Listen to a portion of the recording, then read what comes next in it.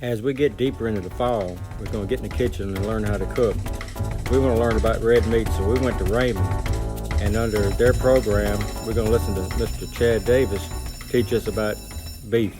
Thank y'all for coming out today. I'm going to introduce myself. My name is Chad Davis. I teach meat merchandising here at HINDS Community College. I'm actually from Raymond. I went to Mississippi State, majored in food science. Short loin. 4 gets back into your sirloin, and then 5 is your round. So, when you're eating ground chuck, everybody's heard of that, right? Make hamburger, right? Where does it come from? Exactly right. It comes from the chuck. So if you ever see a term called ground round, where does it come from? 5. It comes from the round. Now here's where everybody gets confused. Where does ground beef come from? Because you'll see all 3 of those at the store. You'll see ground round, ground chuck, ground beef. Where does the ground beef come from? It's exactly what it is. It comes from everywhere. Which one's more expensive? The ones that come from the particular different muscles, because let's just say this animal weighed 1,500 pounds. Well, you only have a certain amount of chuck. You only have a certain amount of round. Well, you have all the trimming from your ribeyes, your short loins, your briskets, and all that goes into your ground beef. So if you want a real flavorful hamburger, if you're making just hamburger patties, which one do you think's the best? What's that? I said I'd eat the mixed one. That's what I buy. It's cheaper too. Yeah, but they're all people. The round's a little more. So what's the most prized piece of muscle on a steer? What's the best steak? Filet. Now I'm about to. People will argue about what's the best, but technically, the best cut on the steak is the filet mignon, and it's right around in here. What makes it the best steak? No fat. There's no fat on it, number one. Say that again? It's not used. Exactly right, too. It's not used. So it sits there, it's in a little cradle, it's right cage, where it's doing a little bit of work, but not as much as anything else. But what does it have in it? It's got fat, which leads to marbling. We're going to talk about that. Marbling is the flavoring in the meat.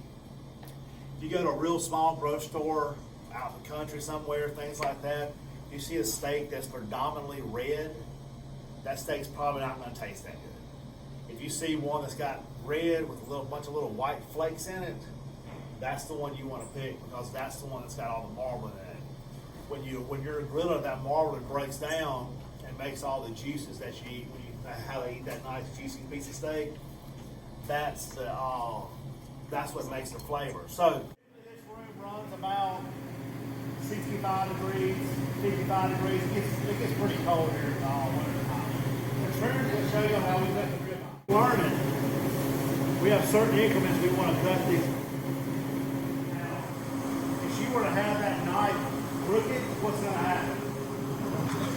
It's going to be uneven. Exactly right. So this part right here is going to be rare, and this part right here.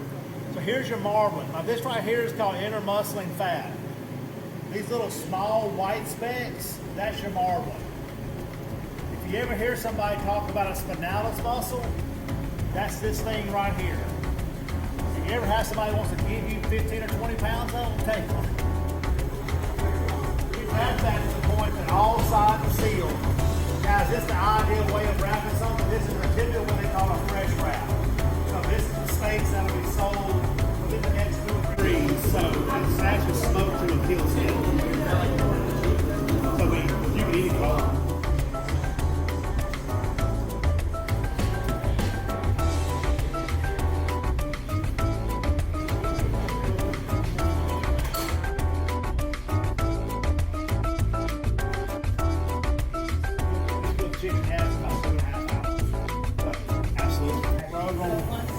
Career technical education, so where we're different than like auto body or HVAC or something like that, they can have stuff to work on all day long. When we deal in food goes bad. So Veronica runs this little store right here. We cut the meat, she sells the meat, and does a very good job of selling it so that we can do what? Cut more meat.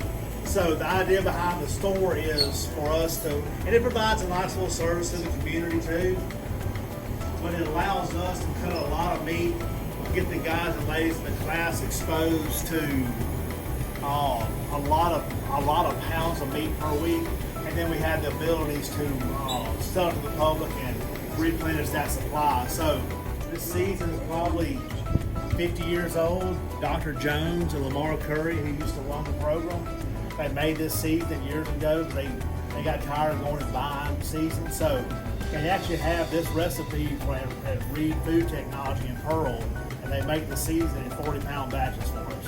And then Veronica sells in retail. How many bottles do you think you sell? A couple bottles a week, easy?